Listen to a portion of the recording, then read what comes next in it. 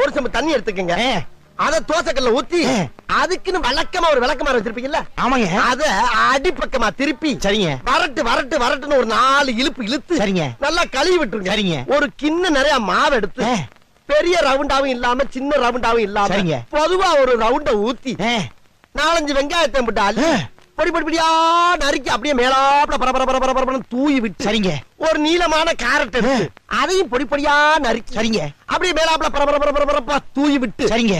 ஒரு 16 கரண்டி நெய் எடுத்து சரிங்க. அதுல 6 கரண்டி நெய்ய உள் சைடு அப்படியே லேசா விளாவி விட்டு சரிங்க. 10 கரண்டி நெய்ய தோசைக்கு வெளி சைடு அப்படியே மேலாப்ல விளாவி விட்டு சரிங்க.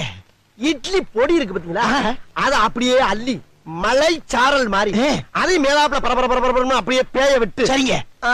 பொத்துனாப்ல அப்படி ஒரு பரட்டு இப்படி ஒரு பரட்டு அப்படியே ரெட்டி கலர்ல முருக விட்டு கம ஒரு ஊத்தப்பத்தை எடுத்து